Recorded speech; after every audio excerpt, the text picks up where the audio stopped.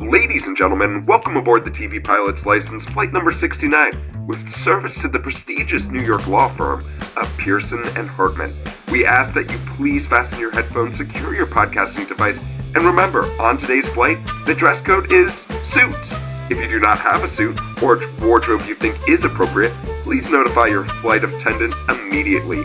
Welcome to the TV Pilot's License. My name is Geoff Kerbis, joined by Rich Inman and Max Singer. How you boys doing today? I'm so good. I want a counter on the bottom of the video for how many times we say the word suit today. Also, Jeff, thank you so much for wearing your mask. I know you're a little under the weather on this flight. Oh, yeah. No, I definitely have the entire third of the plane sanctioned off with duct tape and, cling wrap, all the fun things. Hey, Jeff, if we're wearing suits in today's flight, could I also smoke? Yeah, I mean, why not? That feels very appropriate. We're not doing Mad Men, but I mean, nothing looks sexier than a man in a full suit smoking a cigarette elegantly. Here's a real aviation gripe for our aviation-centered podcast. Why can't you vape on planes? What's gonna happen?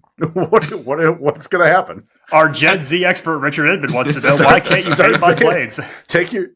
Listen. If you're listening right now, take your Elf bar, go get on your nearest flight, and just start smoking it up in your seat because there is no reason. I'm so relieved we're past the holiday season. I saw someone smoking a hot fudge flavored vape pen right before Christmas time. That's some real Augustus Gloop shit. This is where I find out that this podcast episode isn't sponsored, but you two are pocketing big vape money. We're getting the Wonka bucks, baby. Oh my god. I really do want Timothée Chalamet in the new Willy Wonka to pull out a vape and just it very much just says a brand right on the side and it's not Wonka. Boy, there's a story that really needed to be told again. Well, boys, this week we are diving into a little bit of a renaissance of a phenomenon, which is suits. But before we dive in, Max, do you mind telling folks what this podcast is all about? Here at TV Pilot's License, we break down and analyze the pilot episodes of some of TV's most famous, or in some cases, infamous shows. We learn a little bit more about how these shows came to be and were originally made, if they're effective pilot episodes and make us want to watch more, and if we think they can be made today. Go back and stream our old episodes wherever you get podcasts from. Check us out on YouTube to see our smiling faces. And if it's your first time flying with us because you just searched suits on TikTok, then welcome aboard. And Rich, what is your question of the week? So I would love to know because, I'm wondering how much of the resurgence of this show is due to one of the cast members joining the royal family since the show's been on. You can't say that for a lot of shows and their popularity, but here's this one got the British royal family bump. I would love to know what actor would you want to see be part of the British royal family? Okay, I have two answers. Both of them are non-serious answers. First, Stanley Tucci. I want Stanley Tucci right in there. I think that he would be great. I think he'd fit right in. He's trying to move Buckingham Palace to Italy. Oh, 100%. He's definitely bringing new culture, cuisine to that family. But then I have another answer that I just thought about, and that's Sam Richardson from I Think You Should Leave. Yes. I think Sam Richardson. And I also, if you have not watched The Detroiters, fantastic show where Richardson stars in it a little bit more and truly shines in that show. But I would die to see the meeting of Sam Richardson and the King in this instance, because I think he would definitely be like, yo, what's up? Try to dap him up, maybe talk about his love for the Detroit Lions, and then the King just be baffled. That is Emmy Award winner Sam Richardson to you at home. That's right. Yeah, that's the American version of Sir. I do want to know what Sam Richardson role would be best for him to be in the British royal family. Is it Richard Spleth? That's his name, right? In Veep? Spleth, yeah. Spleth. Is it the eccentric Nigerian billionaire from Ted Lasso? Is it his Detroiters character? I don't know. I just want all of them. Also, Steve Buscemi was a thought in my mind as well, because that would low-key be wonderful. Max, what about you? Well, as we all know, the British, they say words funny. They say words in a way that you just can't possibly think someone would look at a word and pronounce it, and someone else You have a British person in your immediate family. and someone else who I have the utmost respect for, looking at words and pronouncing them in ways that I just cannot fathom another human being pronouncing them, is Adam Driver, the pride of Mishawaka, Indiana. Interesting. Our large American king. And yeah, I just want to see the Driver pronunciation of words coupled with the British pronunciation of words and invent an entire new sect of the English language. I would have bet money that you were going to say Matt Berry right there. Oh, that would have been a good choice, right, too. But I mean, I guess I was trying to think of an American actor. When you originally posed this question, and I texted you asking if people who played themselves in movies were eligible for this question, because my first answer was going to be Guy Fieri. This is a rule. Well, he is British royals are not supposed to drive officially a themselves. prince of Flavortown. They're supposed to be chauffeured everywhere, but Fieri, he's the bad boy of the monarchy. He would break that rule, be rolling out in the Camaro still. Awesome. Yo, these peas are off the chain. Oh my God. Rich, what about you? So I just thought of, like, and I know this might be too easy of an answer because she's literally in The Crown, but I would love to see Helena Bonham Carter as her, like, insane self be part of the actual British royal family, not her as, I forget which part of the family it was, in The Crown, but I would really, really love to see her just being like a friggin' weirdo, like with all of them being extremely posh. I want a freaky goth girl in the British royal family. I mean, I'm down with that. We can bring it back to Elizabethan times. Well, Rich, thank you for that awesome question. Let's dive into Suits a little bit more, and let's start off with a quick synopsis. On the run from a drug deal gone bad, brilliant college dropout Mike Ross finds himself working for Harvey Specter, one of New York City's best lawyers. Yeah. So, Max, what went into making this show? So today we're talking about the pilot episode of Suits, just simply titled Pilot, which aired on June 23rd, 2011 on USA. Characters welcome. And we're going to be talking about creator and showrunner Aaron Korsh. So Korsh's story begins with him working as an investment banker on Wall Street before moving to LA. Not with ambitions of television necessarily, but just to get out of New York City. Hey, who could blame him? Yep. Through some writer friends, he's able to get an assistant job. It spends 8 years working as a writer's assistant before finally getting a chance to work in a room as a writer. Korsh is staffed on a variety of 30-minute sitcoms, including Everybody Loves Raymond, Just Shoot Me, and Notes from the Underbelly. When Notes from the Underbelly gets canceled at NBC during the 07-08 writer's strike, he begins work on a pilot of his own, a, quote, half-hour Entourage type based on my experience working on Wall Street. Just some real guys being dude shit right there. Oh, man. Just some real dudes rock. I'm pretty sure every single person at some point who is an aspiring writer has pitched something called Entourage-esque or Entourage type. What if we made Wall Street but with no message? Oh my God. Here's $1 million. So over time and through pitching the show around town, this half-hour financial dramedy evolves into an hour-long legal show titled A Legal Mind and ends up at USA with Dub Lyman's hypnotic producing.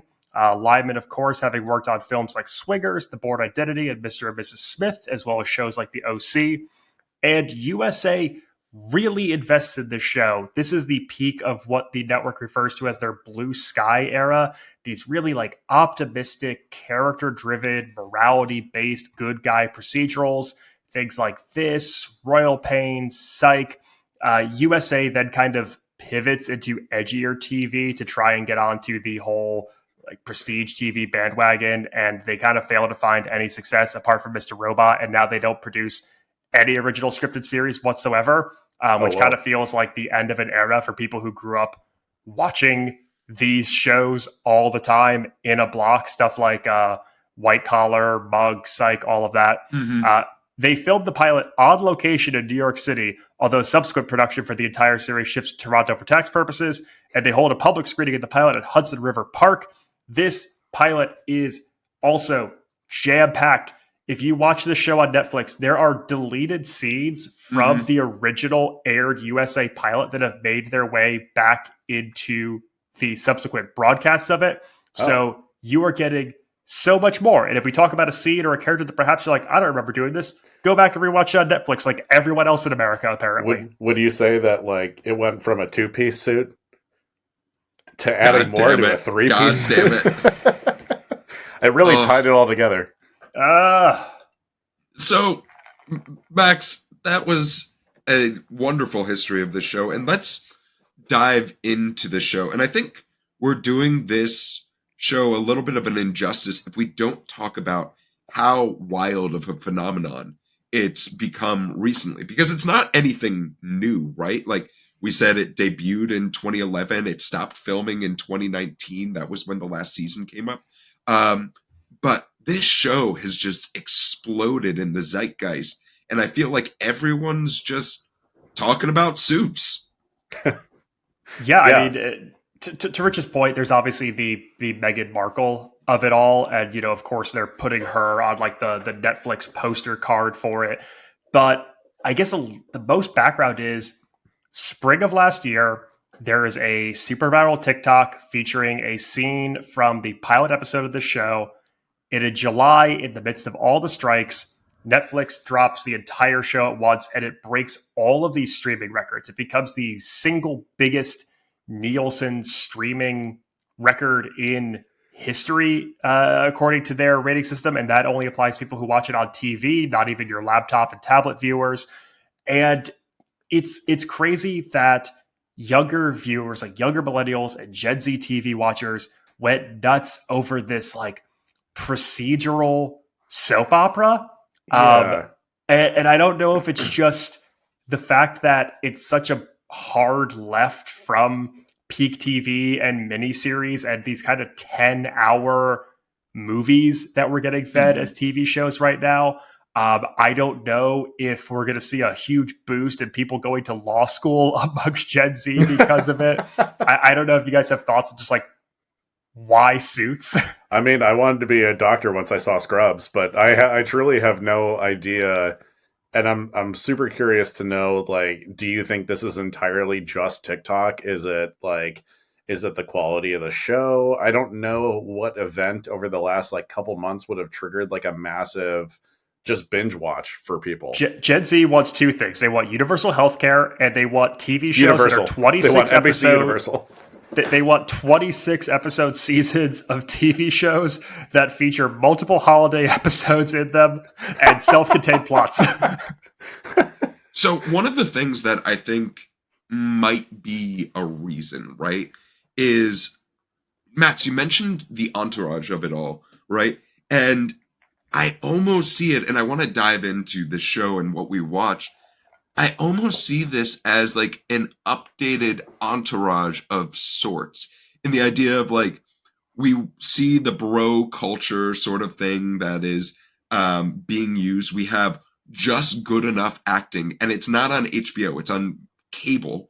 So that's something that's accessible. But from a streaming perspective, if we look at how quick and witty and snappy some of the dialogue that's used throughout this, then it's appealing to all of the ADHD brains that are out there that can't stick with something for longer than, 10 to 15 seconds. Yeah, I don't know if it's quite laundry folding, but I did read an interview with Netflix's global head of television, Bella Baharia, and she talked about like what makes the perfect Netflix show, and she described it as a gourmet cheeseburger. It's things that are premium and commercial at the same time. And listen, oh wow, we live in a society where you could go to a restaurant in any major city, a really highfalutin upscale joint, and you could do the tasting menu and you could be challenged. But they've also got a really freaking good cheeseburger on the menu now. And listen, I used to scoff at the cheeseburger at the expensive restaurant, but sometimes you just really sometimes it's great. Dive sometimes into you want the a cheeseburger. Yeah, then we're getting the horse's cheeseburger. I know.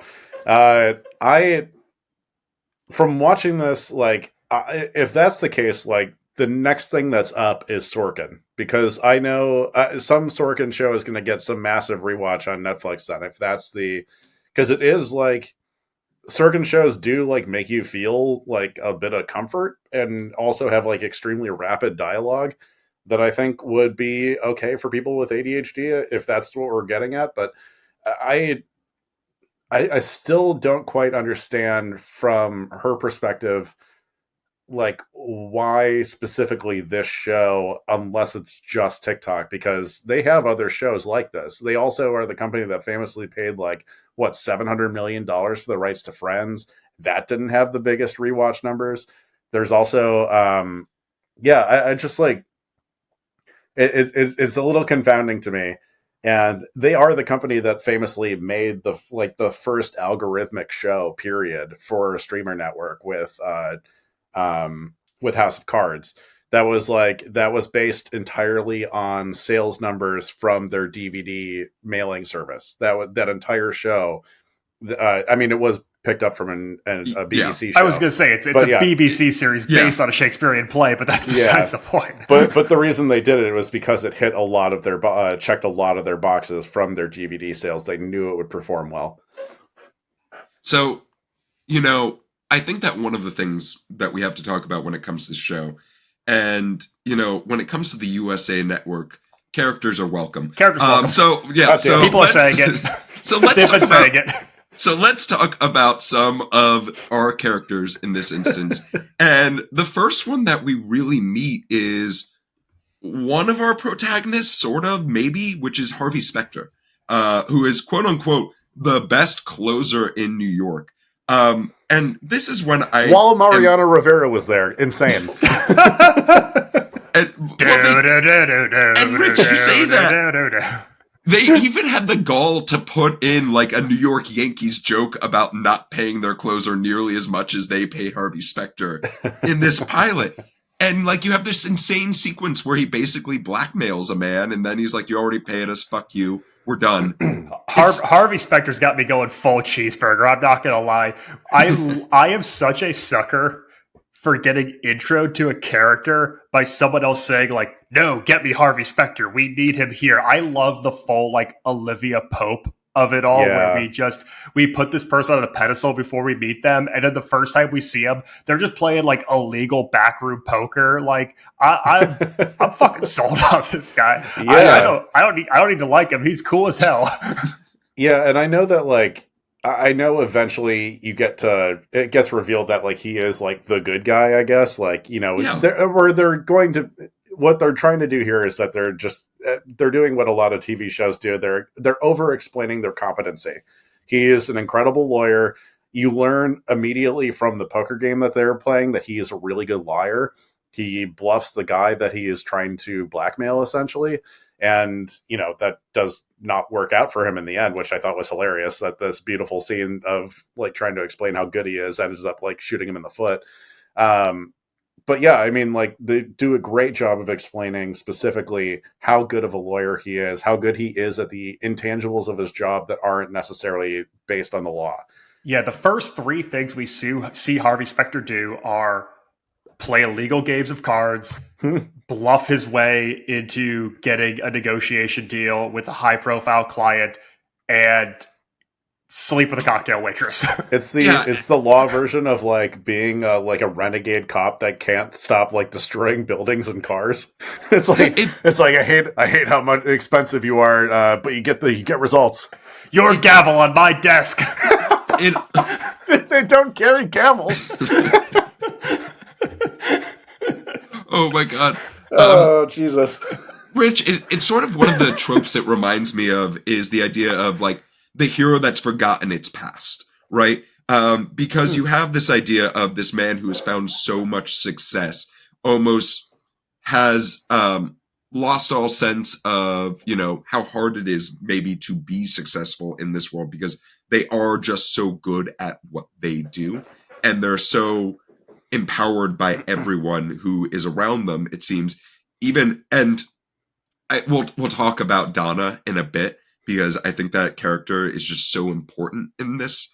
But for the most part, they're put on a pedestal and they've forgotten while they're able to do these amazing things, they can sometimes cut corners and be almost too ruthless with what the things they do are. Also, just shout out to Gina Torres, who is in this show and absolutely dominates every scene that she is in as Jessica Pearson. Like, low key, I think that having as strong of an actress as Gina Torres to be sort of that figurehead in this moment of like, hey, we have those rule setters with every pilot that we're in.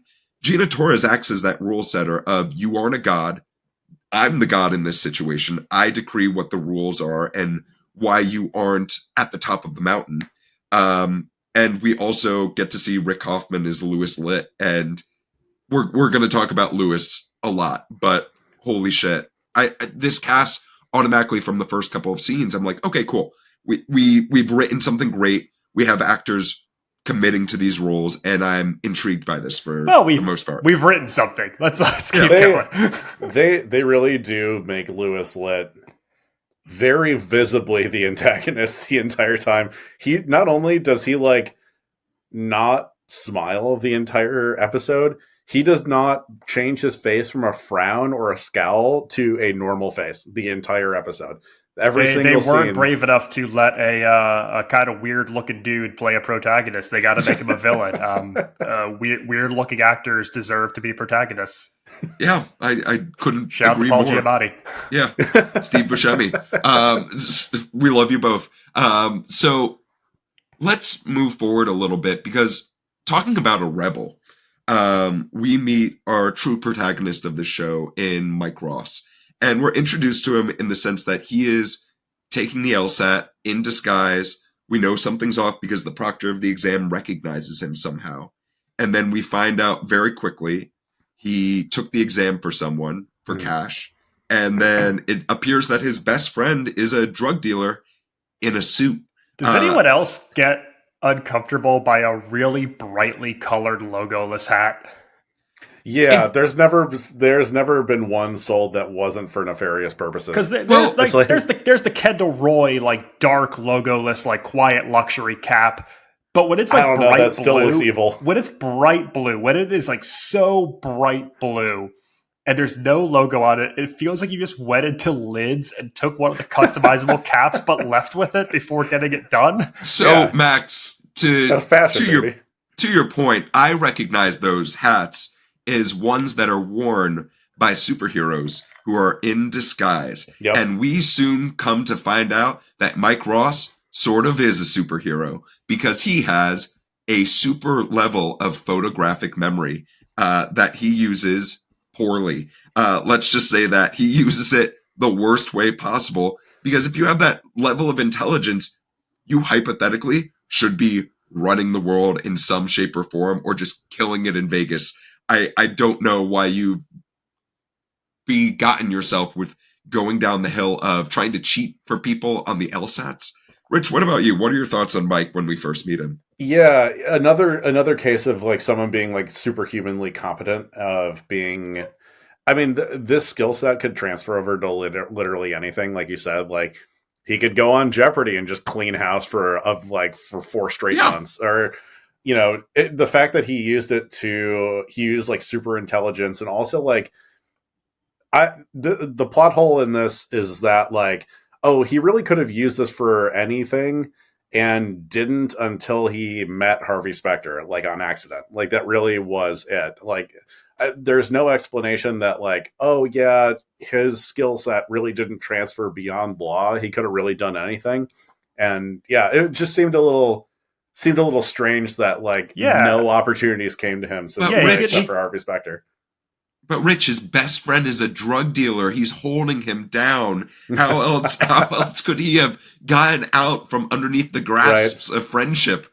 Yeah, I'm just going to ruin it. The show couldn't be made today because weed's legal in New York now. Yeah, no, that guy's fucked. He is penniless. And I'm gonna state this really quickly right now. My brother is maybe the biggest fan of the show. If this is like the highest streaming totals of first week, Peter Inman probably accounts for like a third of them. But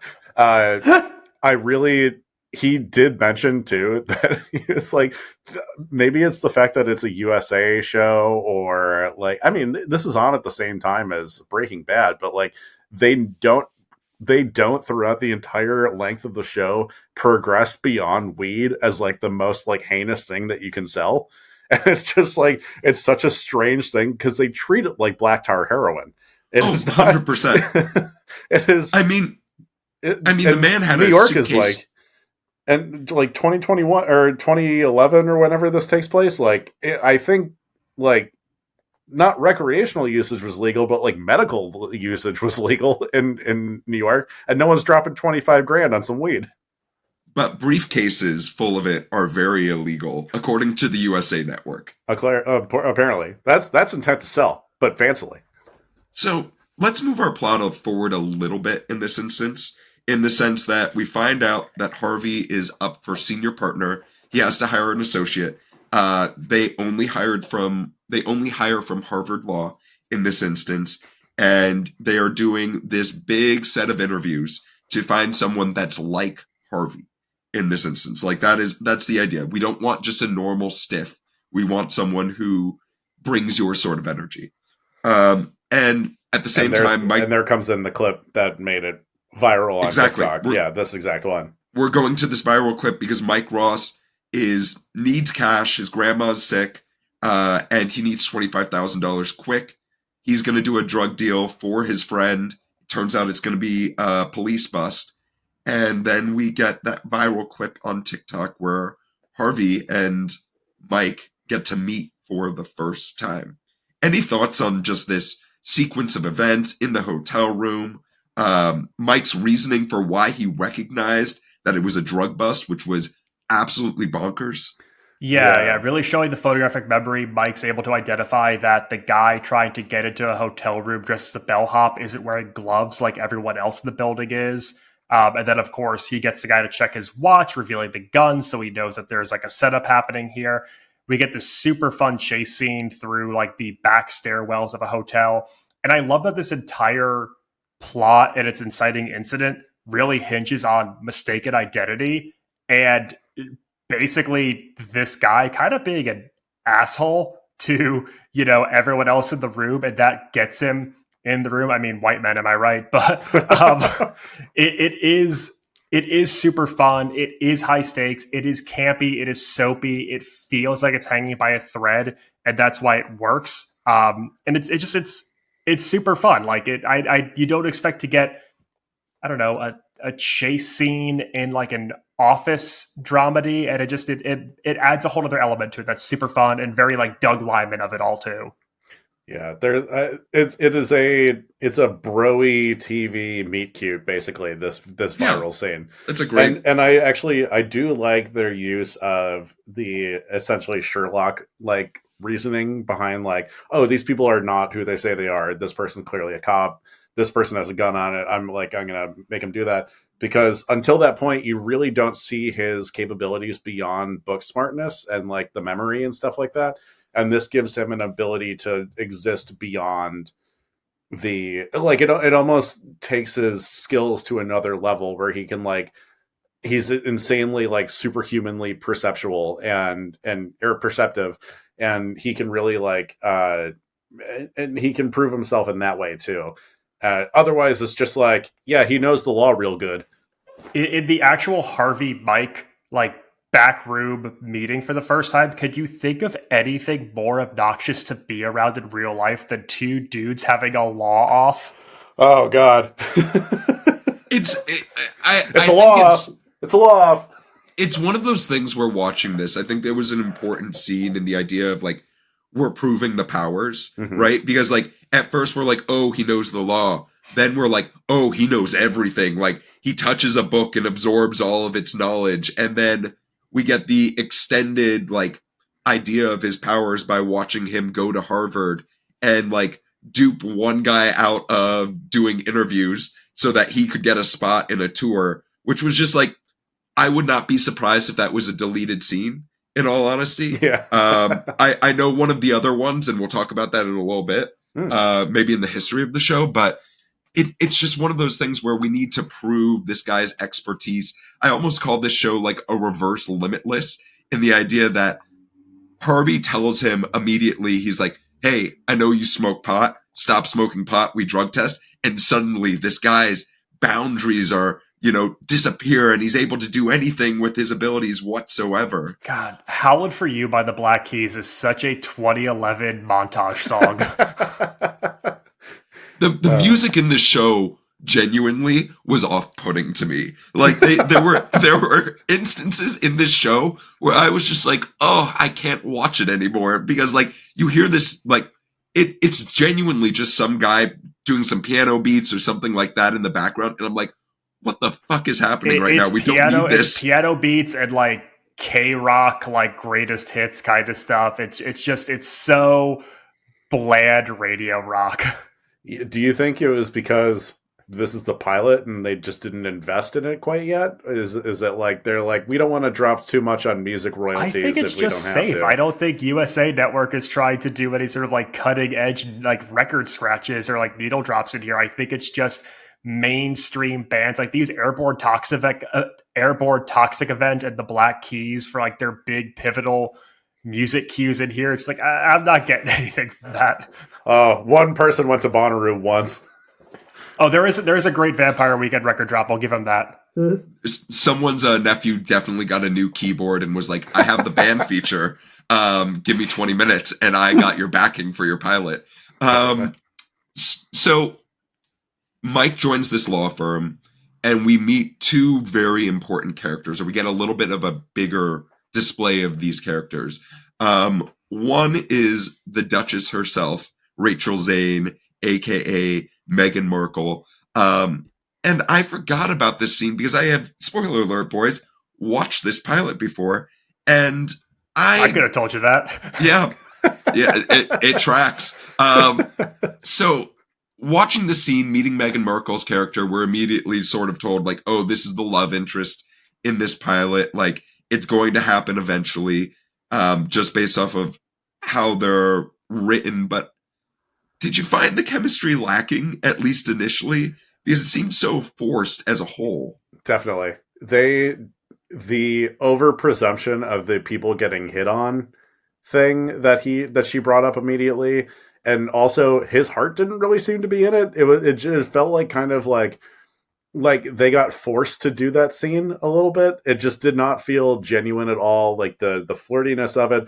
Also, like, maybe we got spoiled with doing the X-Files pilot, but stop making every man and woman on screen fall in love with each other. It doesn't have to be that thing. Like, what they could have done was just like, it's competency and unlearning misogyny for Mike. That's really all that character had to be. This is an 82-minute pilot. We could have cut storylines out. There's like 20-something episodes in this season. We could have started to tease the beginning sparks of a romance in episode 2 or 3 and been totally fine.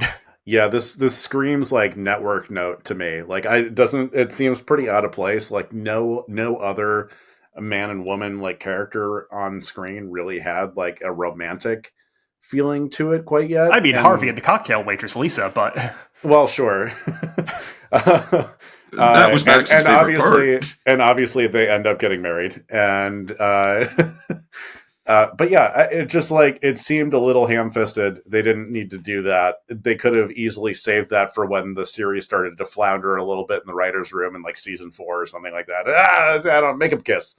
Yeah, we also get to know in a little bit more depth Donna Paulson, played by Sarah Rafferty, and this is it seems like almost a cliche when we're talking about like the 2010s like pilot writing of having that snappy assistant who isn't like, who doesn't just lay down but might even be like treated as an equal despite their title as a whole. And I think that Sarah Rafferty kills it, in all honesty. I love the only other energy comparison she brings. I know is Mad Men, and that's so funny to me because I know that's what there you're are so thinking many things where it's just like this is Mad Men. Yeah, this Mad Men non-advertising for law. But as we go forward, we sort of get the idea of like, okay, this is going to be Mike's day to day. We get introduced to our quote unquote crime of the week or case of the week, and that it's going to be a pro bono sexual harassment case that, Harvey was given very specifically, but then just pawns off to Mike as a and says, punishment. go deal with it. Yeah, we should say it's set up as a punishment. Sure. Harvey gets caught through that evil rat Lewis Litt that he was lying to a client about information he had. He gets stripped temporarily or permanently of senior partnership, and he has to like work his way back up, earn the trust of the firm, and do this pro bono case. And then also blackmailing his boss in the way. We get this big, like, going up against the big corporate sexual harassment case with this woman, Nancy, played excellently by Dagmara Dominichik, who plays Carolina on Succession, one of two major Succession players who make appearances in this pilot. I was super excited about that. I need to talk about the company that Nancy works for. Oh, okay. Because Nancy is filing a sexual harassment case against her boss at Devlin McGregor, which is the pharmaceutical firm from the movie The Fugitive, starring Harrison Ford. You switched the That's sample. amazing. You switched the sample. Ladies and gentlemen, my friend and esteemed colleague, Dr. Richard Campbell.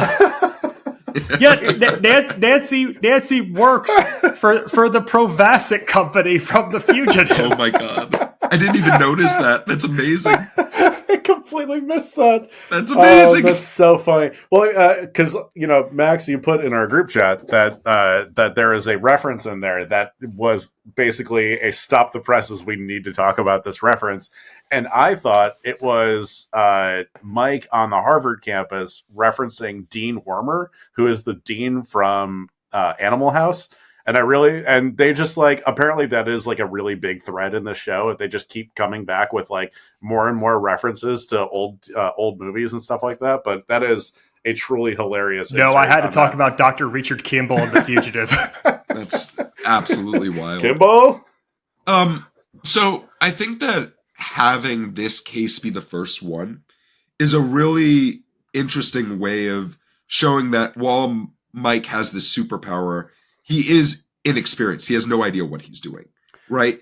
And we get this important scene of, hey, we get a montage of him working with Rachel in this one of the most beautiful libraries I have ever seen in my life. I want to know where that is, but they have this cute scene where it's like, oh, let's get Chinese food. No, the company's paying for it. Let's get sushi. And like all of this only to realize like, hey, here's how we're going to try this case, even though Harvey probably could have solved it in a couple minutes because he also has a superpower, it seems like. And as a screenwriting note here too, the fact that they made the focus of the case of the week on the sexual harassment suit, up until this point, this was very high level elitism law or like legal firm and action. You do not if every case was just going to be this millionaire needs defending over something, you would have lost the entire audience by like episode 3. But if they didn't have this, like, oh, we're actually going to take a case that really helps like the person who's downtrodden and we're going to do it pro bono and stuff like that, that is super, super, super like important to throw in there. Cause otherwise it's like you completely lose interest. It's interesting you bring that up, Rich, because then on the opposite end of the spectrum, Harvey is getting dirt for why a future potential client could be at risk. And it is an instance where that man has multiple women that he's sleeping with outside of his wife, who is the shareholder. So, balancing of scales, help one woman against a terrible CEO while helping a man who's not faithful in his marriage make sure he saves his company. My biggest gripe with this pilot as a whole is that it's too damn long, and this could have easily been a TV hour. I on one hand, I understand that Harvey ditching the pro bono casework onto his associate while he meets with a kind of like a fixer type who he has an on and off sexual chemistry with to get dirt on another client is important to show that, like, he has learning to do and he has growth to do. And you need to see like Harvey falter so that he can redeem himself by the end. But it's also like, it's like one too many plot lines for me. And if we had just kind of tabled all of this bad side of Harvey, I think we could have still gotten to the same point. But I don't know. It's not. Yeah, join us next week while Max and I edit out half of this episode of Suits.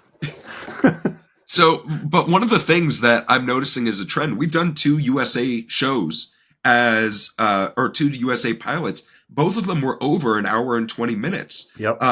And that seems to be almost a trend of making these mini TV movies to introduce a pilot or a show concept to your audience. Yeah, I'm shocked that the TikTok wild. generation caught on to an 82-minute pilot so fervently.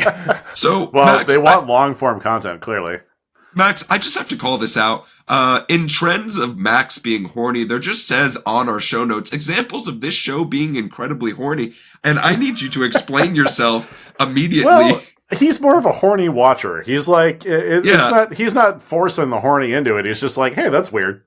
I mean, I've got back-to-back notes here where I say this Harvey Vanessa scene where he pays for evidence. Everyone is horny. Followed by, God, the blowjob joke when Mike get fitted for his suits. Everyone is horny. Yeah.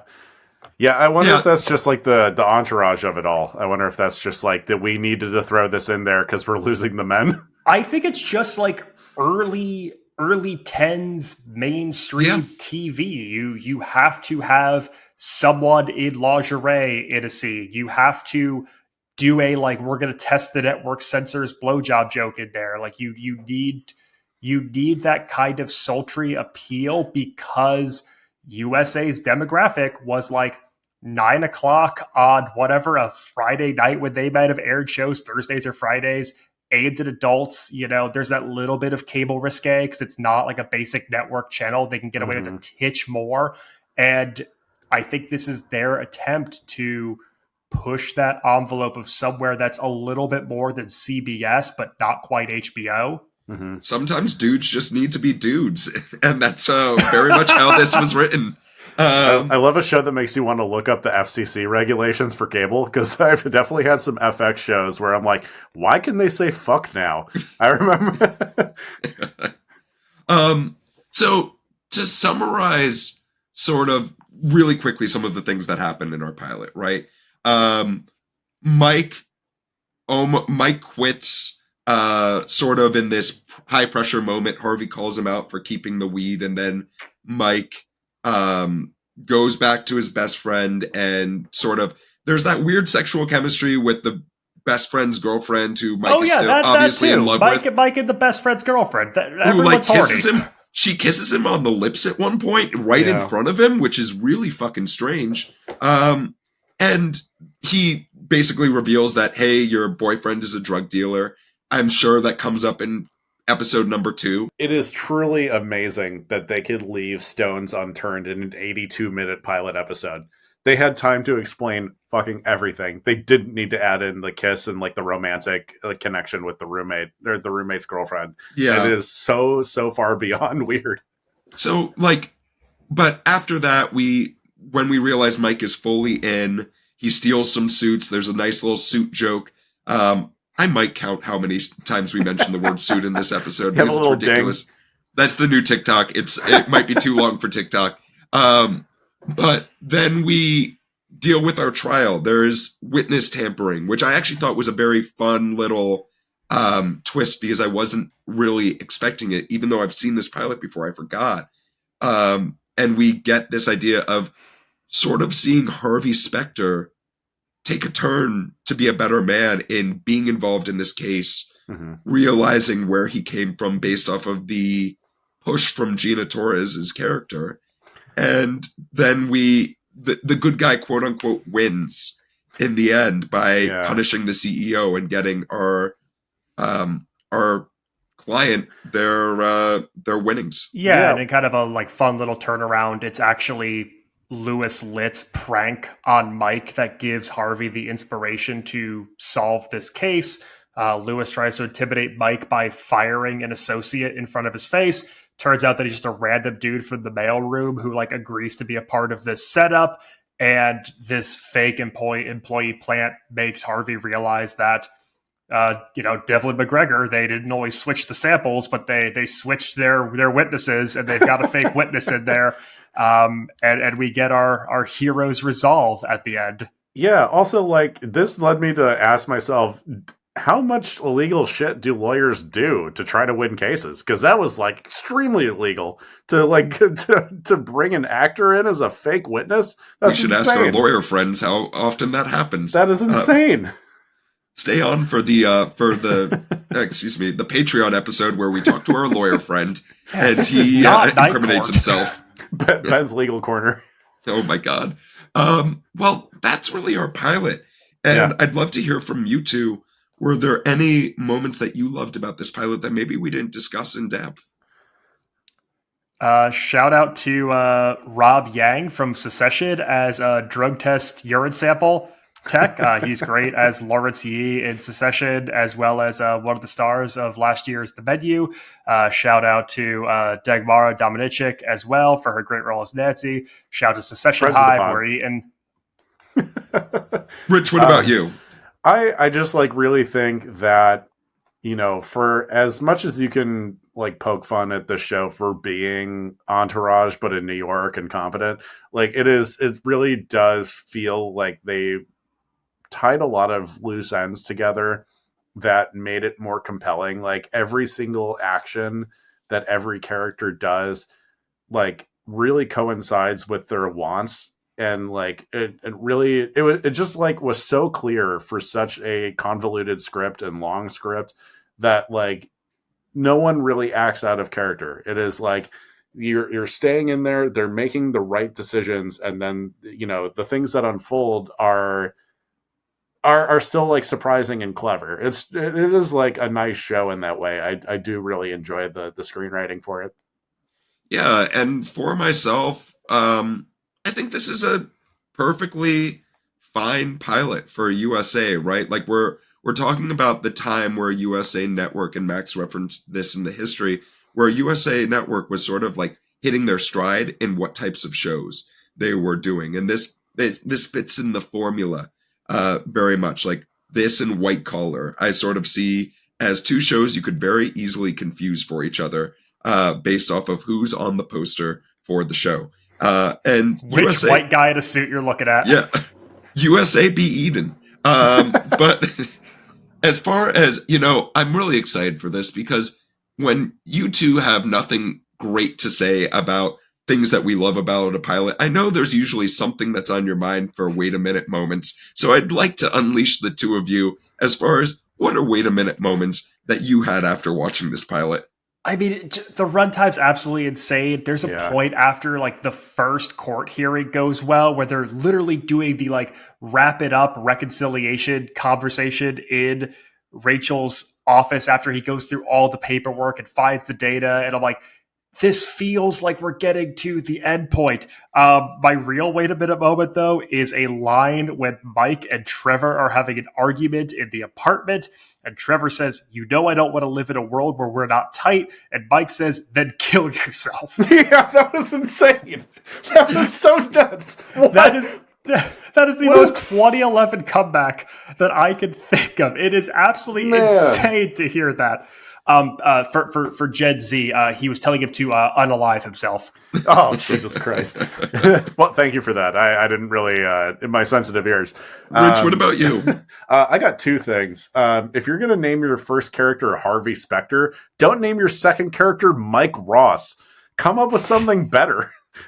What a shitty name for a second protagonist. That is like, it's like you gave someone like the perfect like James Bond villain name, and then the next person's gonna be like the guy who plays third base for the Kansas City Royals. Like, what the fuck is that? You gave as close as you could to not naming him Harvey Birdman, attorney at law.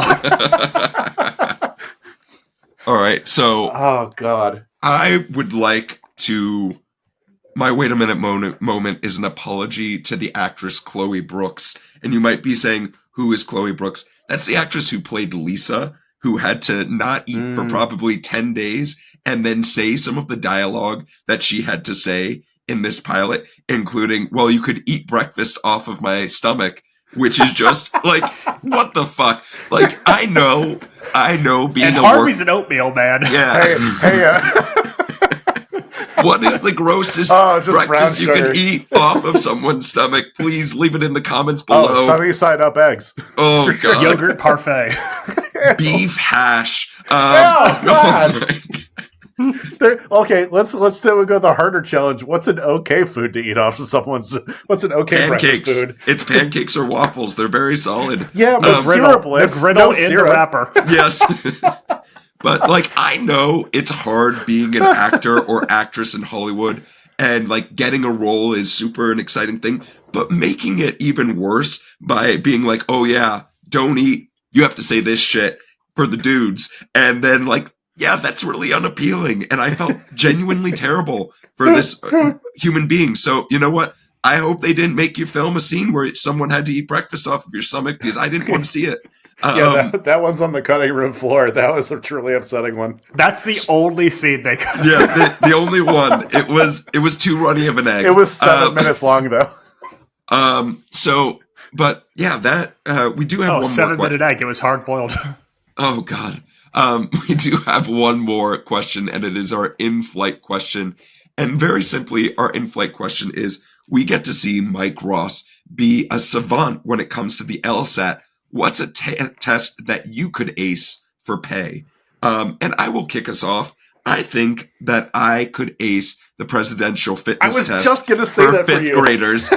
I think that I would absolutely dominate that. And you know touch your toes right now. I want to see it. Touch your toes. I can do it. It's not going to be pretty, but I got it. Jeff absolutely just leaving these kids in tears with his flexed arm hang time. So, like, fun fact, when we had the presidential fitness test, I passed it in the 4th grade and not in the 5th grade. And, like, the gym teacher, like, gave me a disapproving look in the 5th grade. And she was just like, guess you got less fit this year. And it was just like, what a blow to a 5th grader. Oh, man, that's your villain origin story. Yeah, that's where I started. I'm kind of learning a lot about you right now. That and people laughing at me when I ran a mile for the first time, or really where I blew up. Max, I'm curious, what's a test that you could ace for pay?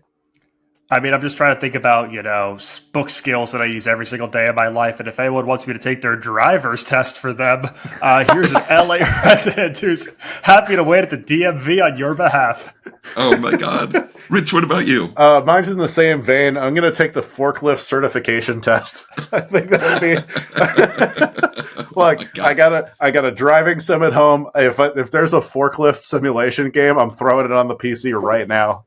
Oh, Class C boys.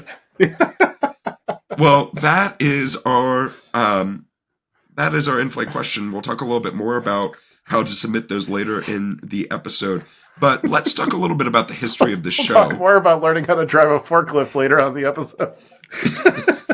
Yeah, click the link below to learn how to drive a forklift.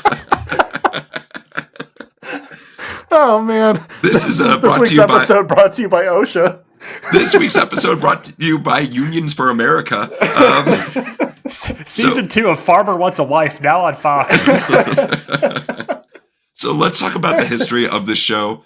There were 9 seasons and 134 episodes, all of which were on USA Network.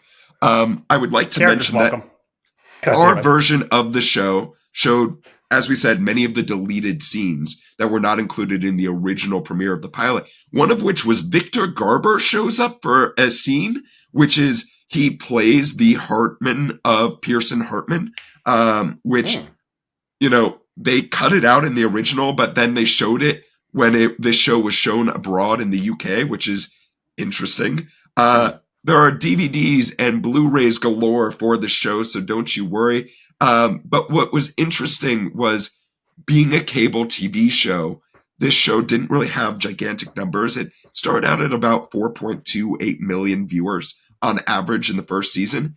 It only retained 23% of its original audience by the 8th season. Okay. After 8 seasons. All right, that's... Gotta have them on retainer. So there were 9 different award nominations for this show. 2 wins, both of which were Gina Torres. Gina Torres just got all the wins for the show because she's an absolute dominant force. And there were actually 2 spinoffs for this show. One is Pearson, based off of Jessica Pearson's character. It lasted for a single season.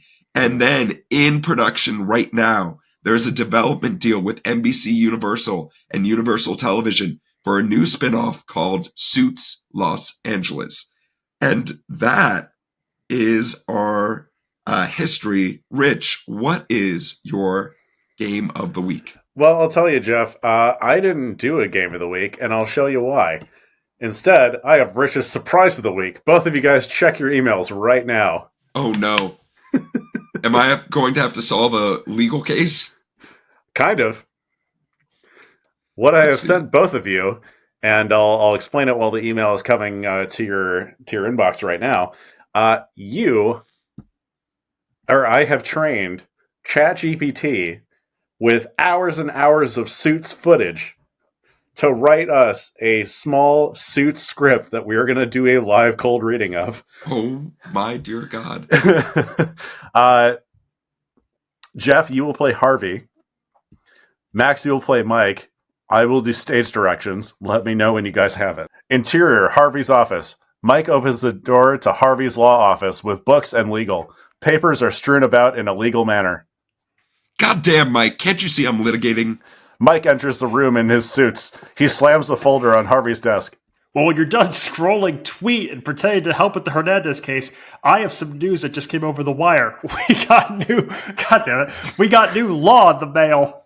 Well, goddamn, spill the case. Case is as follows. Remember George Douglas, the owner of Douglas Pharmaceuticals? Well, he just got prescribed a buyout by Big Pill Company. George wanted employees safe and keep job, but Big Pill wouldn't swallow that. Goddamn. Mike slams more folders, big ones. It gets worse. We have 2 weeks to save these employees, or we're going to lose the firm. They will turn building into Jamba Juice. Goddamn, not again. I hate that juice. It's just sugar. Why did we think it was healthy? It like Soylent Green. Mike slams even more folders. Just like Soylent. Good reference, law friend. Mike slams. Oh my God. Mike slams folders in a friendly way. Well, partner, it's time to put on your suits. Lawsuits. Couldn't goddamn agree more, partner. Rachel enters crying, holding more folders. She drops them. I brought you your files. End scene. Thank you so much, ChatGPT. You're going to win all of the next Writers Guild Awards.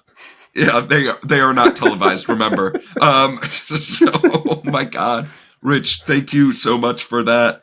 That technically was a game of how many times could Harvey Specter say "goddamn" in a single scene. Turns out it's a lot. I'm glad the suits were a character in this. Yeah, no, I'm really glad too. Some say it's the fifth character. Yeah, lawsuits are a new suit. It goes birthday suit, business suit, track leisure suit, lawsuit. Wow. So, gentlemen. Normally I go from birthday suit to lawsuit pretty quickly. So, gentlemen, oh my God. That, as our flight comes to a land, I'd love to hear from both of you. One, based off of this pilot, would you continue watching the show? And two, it sounds like we're getting more suits. So, do you think that we should, or do you think, hey, maybe keep it at the 8 seasons that we got and just have a party with them? I don't want to watch more suits. I'm sorry. The biggest salesperson I have for the show, the biggest evangelist for this show is Peter.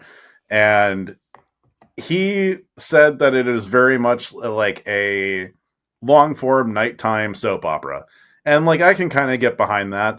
But he also says they repeat plot lines a lot, which is terrifying for a show that has 16 episodes a season and 8 seasons. That's too many repeats.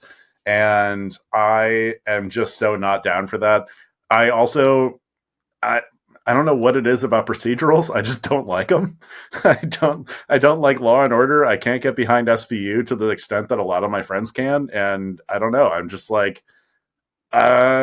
case closed. Max, what about you? Cheeseburger in paradise. Yeah, give me that. Give me that big hunk of meat, baby. Give me the cheeseburger. Give me the gourmet cheeseburger. I need something that is so simple and idiotic at times. There are so many plot points where I just said, wait a minute, and they wouldn't let him do that throughout this pilot. that I gotta see more. I just have to give it a little bit more time. It's a hoot. I mean, we're going to get more Suits. It's going to get made. They're going to keep doing this. The entire cast of Suits is presented at the Golden Globes. Like, we're going to be living in Suits 2.0. Yeah, I will say that Suits does pass the Dule Hill test in the sense that Dule Hill does become part of the cast of Suits, in which case, I'm kind of more bought in then. You're just going to jump into those episodes. I don't think you will need to have watched anything to feel caught up. I'll start with season 7. Max, I'm now only going to have you grade our pilots and whether they should be rebooted in Jimmy Buffett songs. So I'd like you to get prepared in that. As for me, I found this show just appealing enough to give it a second episode. Because I am a fan of a witty, easy to watch, I know what's going to happen, there might be character development by 1% sort of thing, so I can drop in, and maybe I don't understand everything that's happening, but I understand 99% of what's happening. As far as does this show deserve a reboot? I mean, it's getting one, whether we like it or not, unfortunately. These networks and studios are so flabbergasted by what Gen Z likes that they definitely saw that week in October and were like, holy shit, we got to get more suits too. Yeah.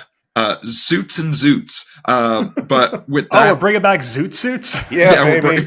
That's Zoots the 80s, are coming that's back. The 80s prequel. So with that all being said, our flight has come to a land. And I'd love to let the audience know where they can find you two gentlemen. Max, where can they find you? You can find me at the Chicago Hilton confronting Charles Nichols and Devlin McGregor, and on all things social media at Maxwell Singh. Oh, God. You can find me paying $50,000 for maybe $700 worth of weed, and also on Instagram at Damn That's Rich. You can find original sketch comedy for Max and myself at Dadwagon Comedy on TikTok.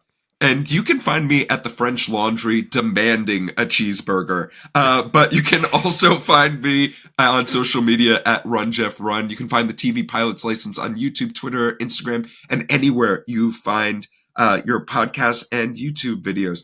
Please like and subscribe. It really helps us out and helps more folks become frequent flyers for the podcast. We need money for new suits.